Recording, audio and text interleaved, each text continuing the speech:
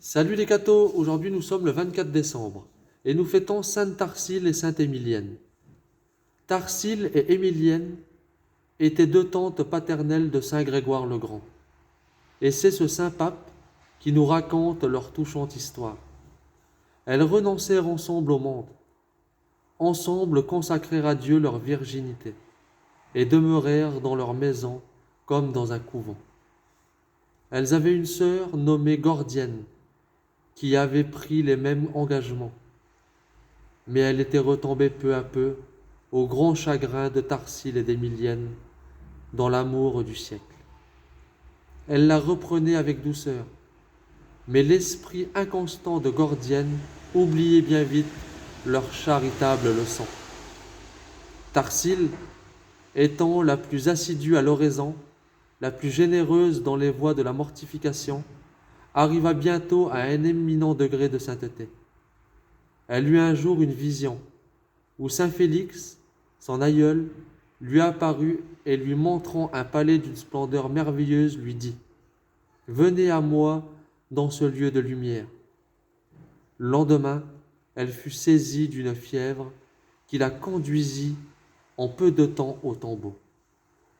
À l'heure de son agonie, elle éleva tout à coup la voix et dit à ceux qui entouraient sa couche, « Retirez-vous et faites place, je vois Jésus qui vient à moi. » Et tandis qu'elle fixait l'objet de sa vision, son âme fut délivrée des liens du corps. L'odeur dans la chambre fut remplie, confirma la vision que la Vierge avait eue avant de mourir. Quand on lava son corps, avant de l'ensevelir, on remarqua que ses genoux et ses coudes étaient recouverts d'une croûte épaisse et dure, témoignage de ses longues prières.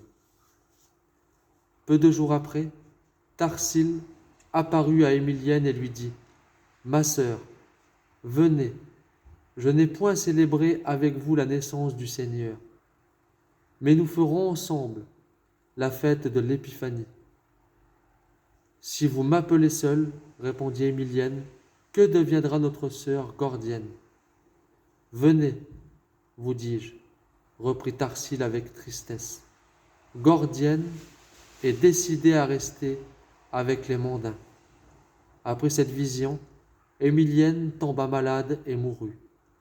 Saint Grégoire rappelle, à propos des trois sœurs, que celui-là seul qui aura persévéré sera sauvé, et que rien ne sert de commencer si l'on achève l'œuvre de son salut.